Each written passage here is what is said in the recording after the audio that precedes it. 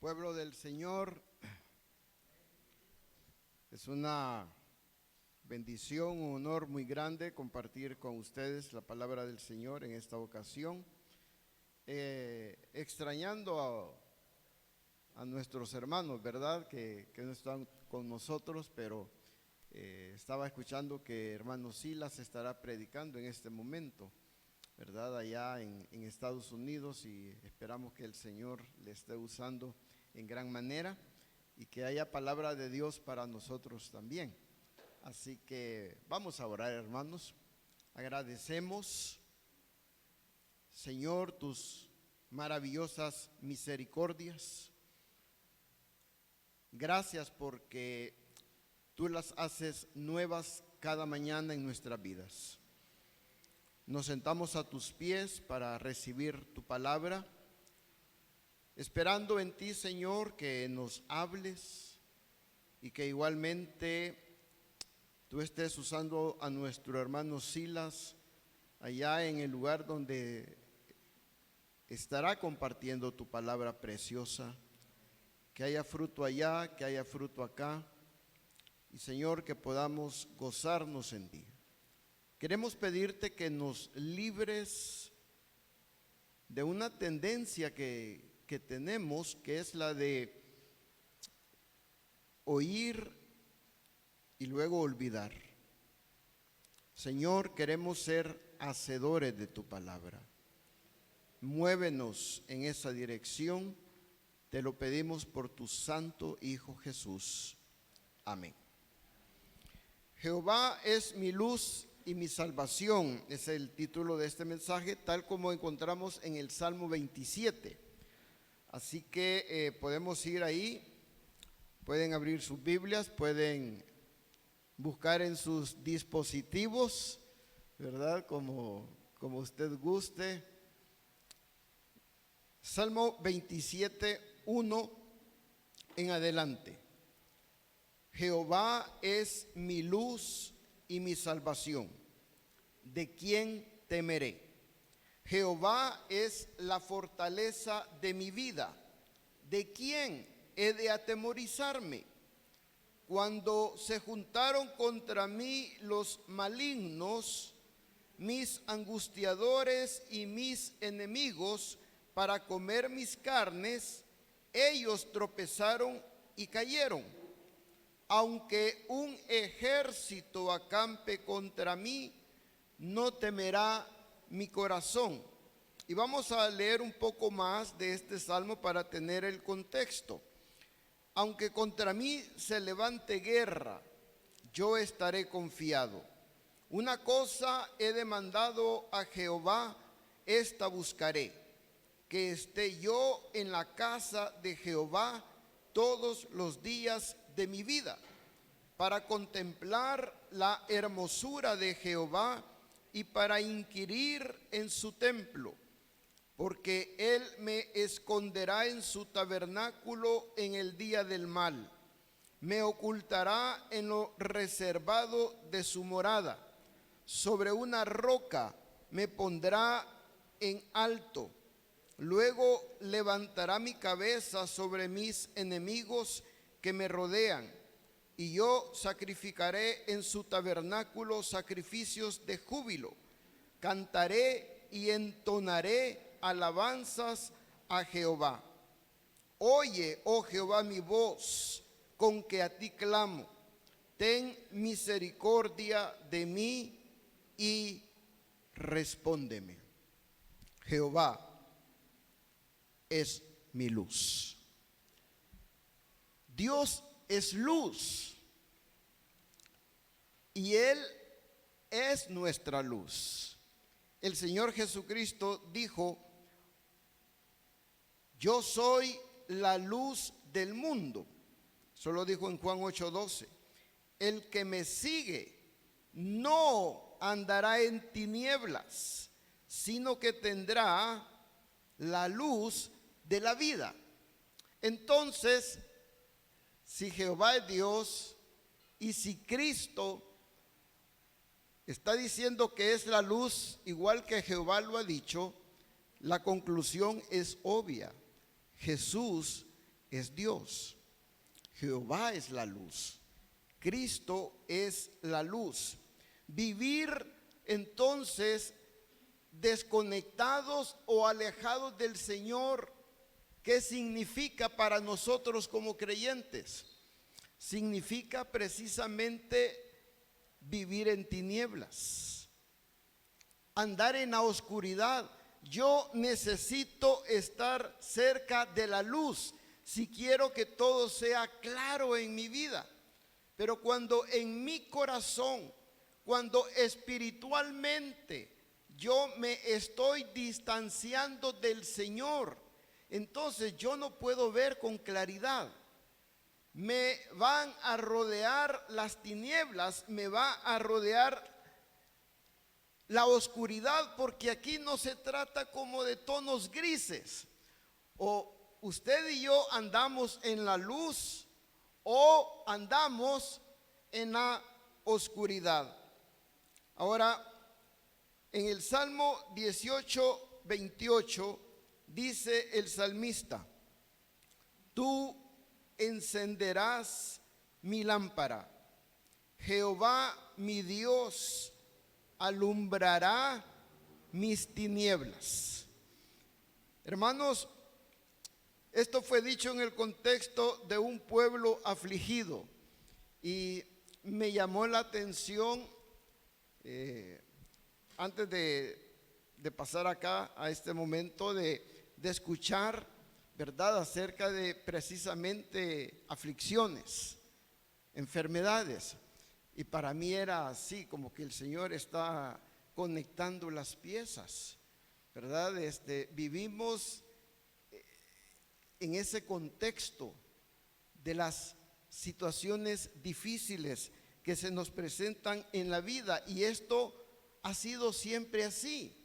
Es decir, si hablamos del pueblo de Dios, a lo largo de los siglos, el pueblo de Dios, tanto en general como de manera individual, ha pasado por dificultades.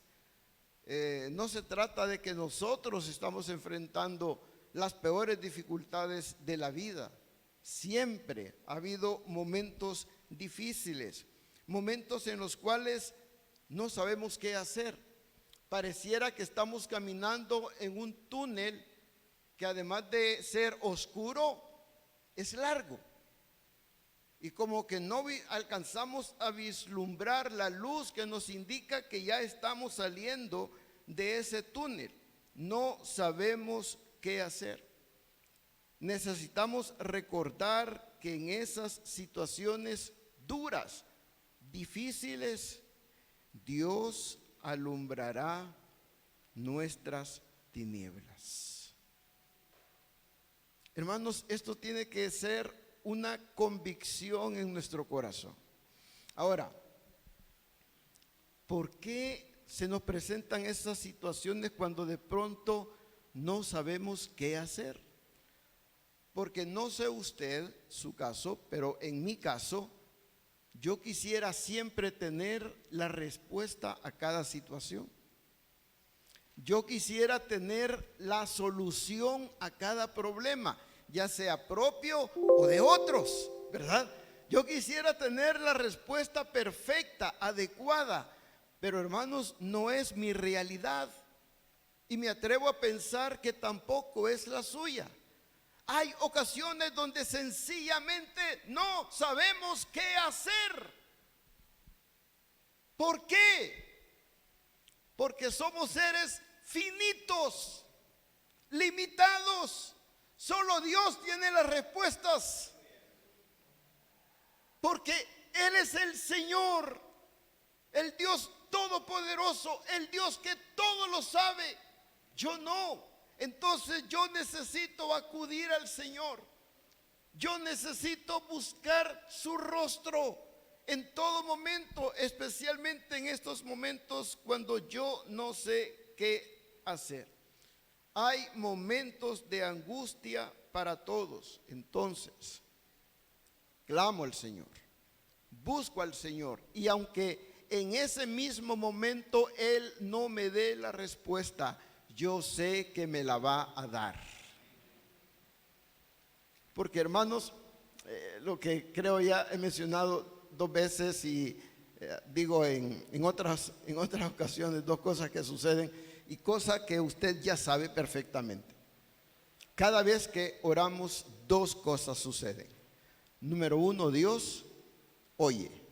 Y número 2, Dios contesta. Siempre. No contesta siempre a mi manera, pero Él contesta.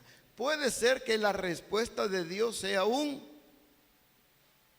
no, que es nuestra respuesta como padres.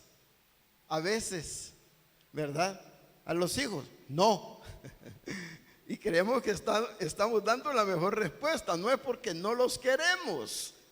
Sí, les amamos, pero creemos que ese no es lo mejor en ese momento para el hijo o la hija. Dios hace lo mismo con nosotros.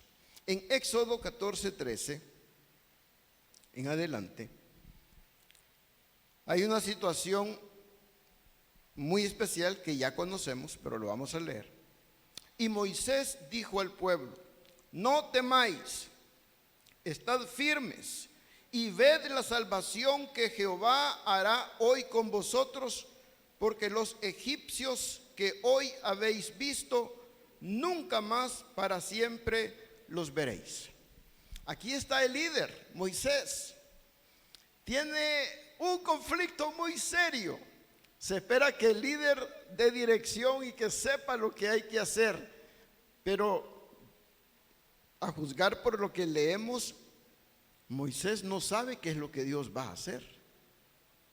Pero él está dando palabras de ánimo al pueblo, como cuando uno a veces, ¿verdad?, está dando estas palabras de aliento, pero mientras lo está haciendo uno está preguntando: Señor, ¿y qué vas a hacer? ¿Y cómo lo vas a hacer? Porque no sabemos. Entonces dice a continuación en el verso 14: Jehová peleará por vosotros y vosotros estaréis tranquilos. Ahora, hermano, esto es verdad. Podríamos decir que esto es doctrina. Y mire, habemos creyentes y habemos iglesias, ¿verdad?, que estamos pensando que tenemos la sana doctrina. Pero hermanos, no solo es importante tener la sana doctrina, necesitamos tener también la sana práctica de aquella doctrina. Porque a veces nosotros tenemos 10 en doctrina, pero aplazamos en cuanto a apropiarnos de esas verdades doctrinales. Y lo que Moisés aquí está diciendo es la verdad. ¿Qué dice el verso 15? Entonces Jehová dijo a Moisés: ¿por qué clamas a mí? Di a los hijos de Israel que marchen.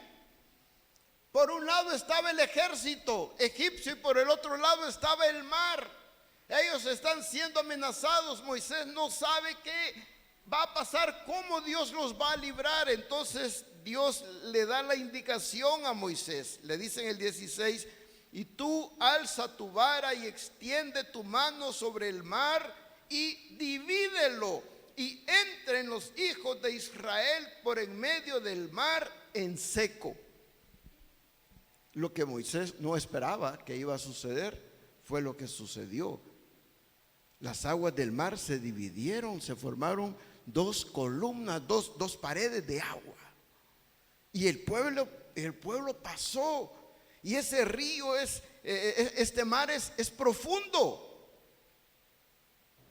Y Dios hizo el milagro, porque nuestro Dios es Dios de imposibles. La situación que alguien puede estar atravesando ahorita puede parecer imposible, como que no hay solución. ¿Cuántas veces nosotros tenemos reuniones o celebramos cultos con personas con el corazón quebrantado, afligidos por una situación que están atravesando, donde se ven egipcios por un lado y el mar Rojo por el otro, y no hay salida, y parece que no hay escape, y como que no hay solución? Dios tiene la solución. Tenemos que creer, confiar en ese Dios todopoderoso que tenemos. Recordar nuestra sana doctrina, hermanos. Dios es bueno, Dios es amor, Dios es todopoderoso. Él es el Dios de los imposibles. Entonces esa situación suya, mía, Dios la va a solucionar tarde o temprano, a la manera de Dios, como lo hizo aquí, como lo ha hecho en cientos y miles y millones de veces con su pueblo, con sus hijos, como lo ha hecho con usted y conmigo en el pasado. Me convertí a la edad de 17 años. En enero del 75, tengo 63 años, casi acercándome a los 64. Hermanos, he visto la mano del Señor obrando en mi vida. Y usted también. Ese Dios que ha actuado en el pasado es el Dios que está actuando en el presente. Y es el Dios que seguirá obrando en el futuro. Es el Dios que me ha librado y que le ha librado a usted y que lo va a seguir haciendo. Jehová es mi luz. Cuando yo estoy cerca de Dios, yo ando en luz. Pero cuando estoy lejos de Dios, estoy en tinieblas.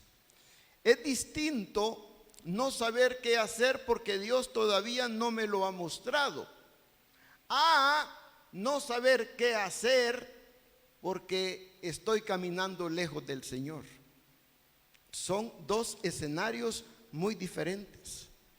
Hay creyentes que van de derrota en derrota, de caída en caída, porque se han alejado del Señor, tomando decisiones equivocadas. Porque, hermanos, lo único que sabemos hacer cuando estamos espiritualmente distanciados de Dios, lo único que sabemos hacer es tomar decisiones, permítame emplear una palabra fuerte, tomar decisiones estúpidas, lejos de Dios. Es lo único que yo sé hacer. ¿Por qué? Porque siendo finito, yo no soy inteligente. Yo me creo que soy listo.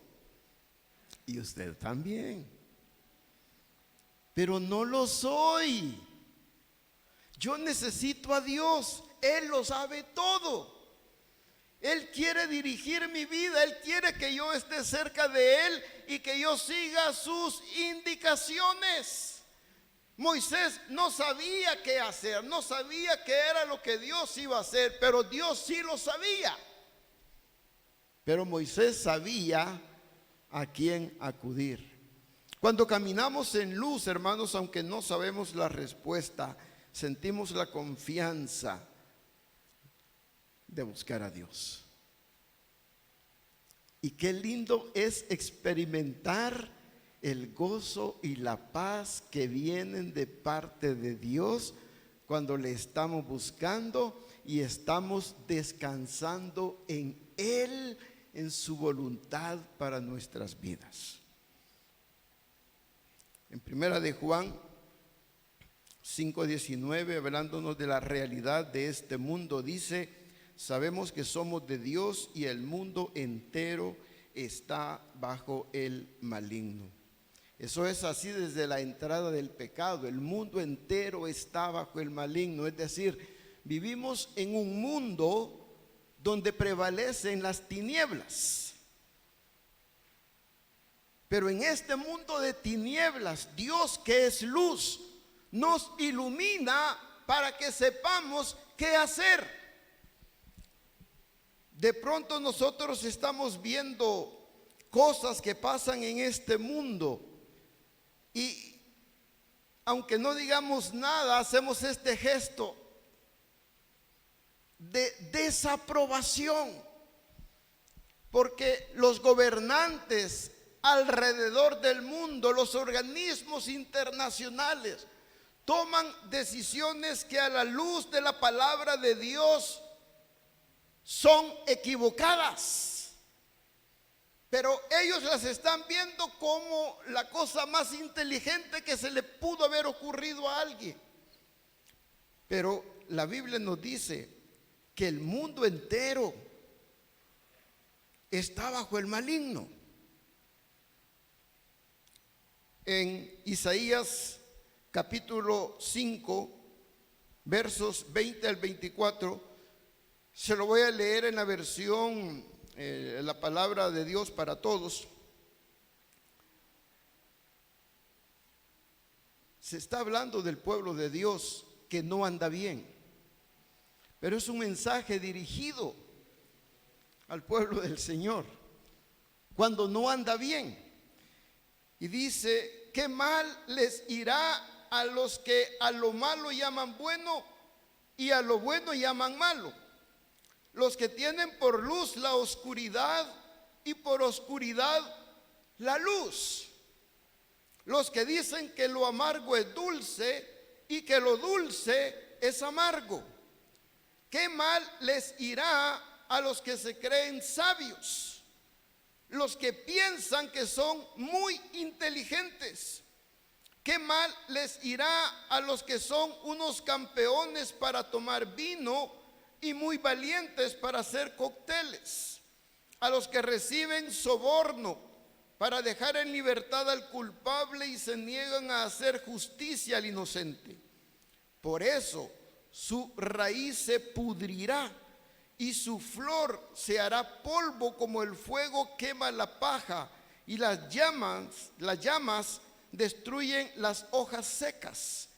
Eso les sucederá porque rechazaron la enseñanza del Señor y despreciaron el mensaje del Santo de Israel. Eso pasaba en los tiempos del Antiguo Testamento, en este periodo. Y esa es la realidad del mundo en el que vivimos. Y será la realidad, triste realidad, de todo creyente alejado de Dios. Salmo 119, 105 dice: lámpara es a mis pies tu palabra, lumbrera a mi camino. Entonces, Dios me ilumina porque Él es luz. Dios me muestra el camino, pero ¿cómo lo hace? Por su palabra. Entonces, queridos hermanos, aterrizamos en el mismo consejo. Tenemos que ser un pueblo de la palabra, creyentes de las Escrituras. ¿Qué significa esto? Cada día leer la palabra, meditar la palabra, orar la palabra, memorizar la palabra, vivir la palabra y enseñar la palabra. ¿En qué empleamos nuestro tiempo? A mí no me extraña que algunos creyentes ocupen mucho de su tiempo en las redes sociales, en el teléfono u otro dispositivo, en las noticias, los noticieros, la televisión, y después anden abatidos, no sabiendo qué hacer ante algunas situaciones de la vida. Porque, hermanos, este mundo del que recibimos mucha información y mucha influencia está bajo el maligno. Y mucho de lo que recibimos, hermanos, es basura, es tóxico. Y nosotros mismos abrimos las puertas de la mente y del corazón para recibir estas cosas. Y la Biblia está cerrada, porque no tenemos tiempo para leerla, meditarla, estudiarla, enseñarla, meditarla. nosotros en ese sentido estamos decidiendo si nuestro camino será iluminado por la palabra de Dios o si andaremos en la oscuridad de este mundo por estar más expuestos a las cosas de este mundo. Jehová es mi luz, pero también Jehová es mi salvación. Y en este contexto, Jehová es mi salvación, quien me salva de mis enemigos. Es a lo que se está refiriendo el salmista. Leemos nuevamente desde el 1, Jehová es mi luz y mi salvación, ¿de quién temeré? Jehová es la fortaleza de mi vida, ¿de quién he de atemorizarme? Claro, a veces sí nos da un poquito ahí de tembladera, ¿verdad? Pero tenemos que recordar esta verdad y confiar en el Señor. Verso 2, cuando se juntaron contra mí los malignos, mis angustiadores y mis enemigos para comer mis carnes, ellos tropezaron y cayeron. Aunque un ejército acampe contra mí, no temerá mi corazón. Aunque contra mí se levante guerra, yo estaré, ¿cómo? Confiado. Pero a veces nos cuesta, ¿verdad, hermanos? Este asunto del COVID que le dobló la rodilla al mundo entero, nos metió cierta preocupación. Un virus, algo que no podemos ver a simple vista. Oímos de una guerra donde está involucrado Ucrania y se habla de que va a haber escasez de aquí, escasez de allá, escasez y que todo va a subir de precio y ya llega el abatimiento y la aflicción. Ustedes recordarán que hace un tiempo, en este contexto que hemos estado viviendo estos últimos años, metieron por ahí el pánico de que se iba a acabar el papel higiénico. Aquí y en varias partes del mundo, ¿verdad? Y eso fue casi que chistoso, ¿verdad? Vernos corriendo al súper a comprar el papel higiénico porque, ay, ¿qué va a pasar si no hay papel higiénico? Y eso que no son enemigos, pero son situaciones, ¿verdad?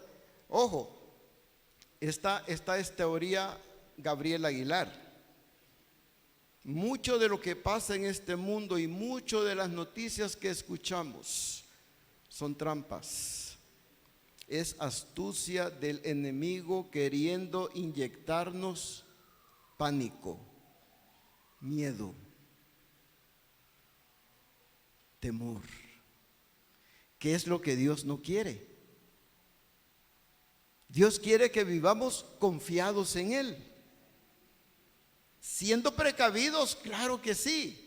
Yo veo algo por ahí que se está quemando, no voy a ir de menso para decir, no, yo soy hijo de Dios, el Todopoderoso está conmigo y yo voy a pasar aquí, no me voy a quemar. ¡Sí me voy a quemar! ¿Por qué? Por menso. Porque ya sé que el fuego quema. Entonces le voy a tener, digamos, respeto al fuego. Pero no voy a andar con pánico, es lo que Dios no quiere. Yo no voy a andar con miedo por las cosas que pasan o que pueden pasar. De vez en cuando escuchamos que un meteoro viene justo en dirección a golpear la tierra y que eso va a producir una catástrofe a nivel mundial. Si estamos confiando en la Escritura, vamos a decir, eso no va a pasar. No va a suceder, no es el tiempo todavía. Por lo menos en la teología de su servidor, no sé cuál será la suya, pero hermanos, su servidor lo que está esperando es el arrebatamiento de parte del Señor. Yo entiendo que algunos creyentes dicen no, que la iglesia va a pasar por la tribulación, que el Señor viene a mitad de la tribulación o al final de la tribulación. Perdón, he conocido pastores que piensan así. Puede ser, porque no voy a presumir que yo tengo la verdad. Puede ser, pero yo lo que entiendo a la luz de la Escritura es que el Señor Jesús podría venir hoy. Yo espero, hermano, yo le estoy orando al Señor casi a diario: ven hoy, ven ya. ¿Y por qué no ahora, Señor? Yo espero que algún día el Señor diga: vaya pues, ahora va a ser. En el plan de Dios. Pero la cosa es, Dios no quiere que andemos con miedo, con pánico. Pero, hermanos, es lo que va a pasar si yo pongo el 2 y después paso al 4 y después paso al 6 y después paso al 10 y al 12 y al 21 y después me voy con los del cable. Entonces, ¿yo qué es lo que estoy viendo? Aflicción por todos lados. Y algunos están oyendo esas malas noticias, porque las noticias que pegan son las malas, mientras están comiendo. Ay, segura gastritis por ahí. No, yo sí voy a comer, yo quiero estar tranquilo, tal vez oyendo un mensaje, oyendo música o platicando con la familia. Pero, hermanos, este mundo es un mundo que quiere inyectarnos pánico. No contribuyamos a eso. Dios quiere que vivamos con gozo y en paz, confiando en Él. Ahora, los términos empleados en este salmo son enemigos, malignos, angustiadores, ejército, guerra. Hay enemigos que podríamos llamar enemigos por gusto. Es decir, usted no les ha hecho nada, pero son sus enemigos. Puede ser un delincuente, puede ser un vecino que no le gusta que usted sea creyente, lo que sea, ¿verdad? Ahí no podemos hacer mayor cosa más que amarlo y bendecirlo y hacer el bien. Pero hay enemigos también que nosotros los provocamos. Usted tiene por ahí a un vecino, un compañero de trabajo, que le ha pedido dinero prestado y usted no se lo ha pagado. Se hace su enemigo, pero ahí no puede ponerse usted de víctima, ¿verdad? Ay, Señor, ayúdame con este enemigo, como dice el Salmo 27. ¿Y para qué se lo hizo usted? Pues enemigo. Páguele. En vez de decir: Señor, que se muera y que ya no me cobre. No, páguele. Si es que los cristianos tenemos que ser correctos, tenemos que ser honestos y no andar con movidas turbias. Pero a veces somos buenos para criticar a los de arriba. Mire eso, ¿cuántos millones? Y nosotros a veces con 25 centavos estamos demostrando que tenemos el mismo espíritu ladrón. Porque ¿cuál es la diferencia entre robar 25 centavos y robar $25,000? El volumen solamente. Pero el pecado es el mismo. A mí me ha dado sentimiento a veces ver gente que se sube al bus o al microbús y quiere ver si no lo vieron para no pagar. Qué triste. Así que el punto es, mire, de esos enemigos no hay que crearlos, no nos metamos en problemas. Pero a veces no se trata de enemigos, a veces se trata de adversidades, de ese día malo del cual habla la Biblia. El día malo es un periodo de tiempo de adversidad que puede ser indefinido, no hay un tiempo establecido. Aquí el Salmo 27:5 dice: porque Él me esconderá en su tabernáculo en el día del mal. No necesariamente un día de 24 horas, pero un periodo de tiempo. Recordamos Efesios 6:13 también, que dice: por tanto, tomad toda la armadura de Dios para que podáis resistir en el día malo y habiendo acabado todo, estar firmes. La idea es que aún ante enemigos, aún ante ese día malo, nuestro corazón no esté con pánico, que nuestro corazón no esté con miedo. ¿Por qué? Porque estamos confiando en el Señor, en ese Dios bendito que en el pasado libró a su pueblo, que en el pasado nos ha librado a usted y a mí, y que hasta el día de hoy nos ha librado. Hermanos, a veces no dimensionamos cuánta adversidad hemos enfrentado, pero los salvadoreños hemos pasado por periodos duros. Algunos ya es como que nos acostumbramos, pero Dios nos ha guardado en medio de tanto. Hace muchos años, más de 20 años, un varón de Dios, un hombre a quien yo respeto mucho, un misionero de Norteamérica que vino a servir aquí al país por unos, 6, 7 años. Él regresó a su país, le invitaron a su iglesia para pastorear ahí y él regresó, pero a los que lo conocíamos nos sorprendió que las personas de la ciudad a donde él llegó lo recibieron como un héroe. Y nosotros decíamos, ¿por qué le están dando este gran recibimiento? Porque había estado en un país de conflicto que se llamaba El Salvador y había salido vivo y había podido regresar a su país.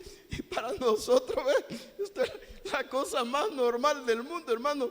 Yo estaba estudiando en el seminario bíblico de lunes a viernes, de 5:30 a 7:30 más o menos, y ahí estábamos en clase, ¿verdad?, estudiando la palabra de Dios, y de repente oíamos la explosión y se iba la energía. Un transformador, ¿verdad?, lo habían despachado, o de repente oímos desparpajo de gente, ¿verdad?, y salíamos corriendo, y una situación tremenda. Quizás no nos hemos percatado de la magnitud del sufrimiento que hemos experimentado, pero hermanos, esto ha sido intenso. Y era como que hemos venido, como que salimos de una y entramos en otra, ¿verdad? Pero mire, Dios ha estado con nosotros. Esta es la buena noticia. Y entonces Dios ha forjado nuestro carácter, hermanos. Dios nos ha ayudado a perseverar hasta el día de hoy.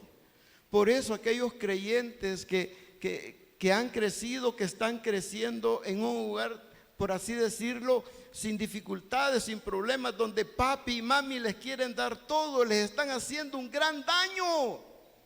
Porque cuando lleguen los momentos duros no van a estar lo suficientemente preparados para enfrentarlos. Porque crecen pensando que la vida es fácil. No es fácil. La vida tiene sus dificultades. La vida es hermosa, sí. Sí, si se vive entregado al Señor Jesucristo, al servicio de Cristo, la vida es hermosa. Pero tiene dificultades. Pero ahí no llega el asunto. Pero Dios está con nosotros. ¿Hasta cuándo, hermanos? Hasta el fin del mundo. Hasta el fin de los tiempos, Dios está con nosotros. Ese Dios que nos ha acompañado, que nos ha protegido, que nos ha guardado. Ahora, ¿hemos perdido a algunos hermanos en el camino? Sí. Sí. Ha sido así a lo largo de la historia del pueblo de Dios. Pensamos en Juan el Bautista. Le volaron la cabeza. Se dice que el ministerio del Bautista duró entre 6 meses y 1 año. Imagínense. Su servidor lleva sirviéndole al Señor desde el año 80. El Bautista quizás un año. Y se murió. Y no fue muerte natural, claro. Fue natural que se muriera después que le quitaron la cabeza, pero no fue muerte natural. José, 17 años, vendido por sus hermanitos. Y allá en Egipto el tipo se porta bien y Dios lo bendice. Y una mujer egipcia lo quería conquistar al José. Y él dijo, no, por temor a Dios y por hacer lo correcto, lo difamó y va a parar a la cárcel. Y claro, uno podría decir, ¿cuál es el chiste de que yo actúe haciendo lo correcto? ¿Cómo me paga Dios? Pero el hombre seguía confiando en Dios. Todo era un entrenamiento, una preparación para lo que estaba por venir en la vida de José y en la vida de su familia.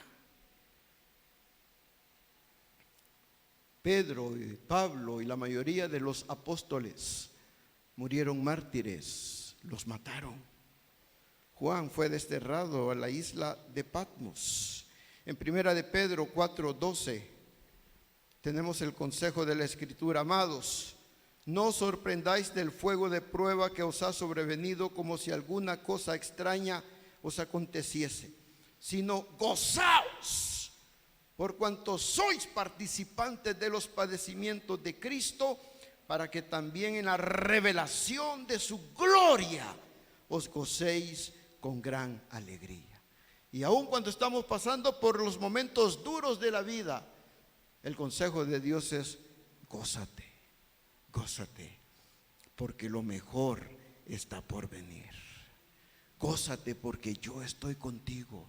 Y puede ser, hermanos, que este sufrimiento va a ser el último en mi vida. Puede ser que esta enfermedad sea la última en mi vida, porque Dios puede curar todas las enfermedades, menos una, la última, porque con esa nos lleva a su presencia. Oí de una hermana que la acaban de intubar. No sabemos qué va a pasar.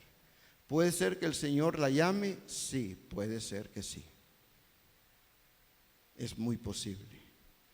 Quisiéramos que nadie se nos fuera, pero la verdad, hermanos, que todos nos vamos a ir, tarde o temprano. Pero la muerte no es pérdida. En el Señor, aún la muerte es ganancia. Y por eso usted y yo, confiados en el Señor y en su palabra, podemos decir, debemos decir, tenemos que decir cada día: Jehová es mi luz y mi salvación. El Señor está con nosotros. Padre, sí, te alabamos, te bendecimos. Eres grandioso, eres maravilloso.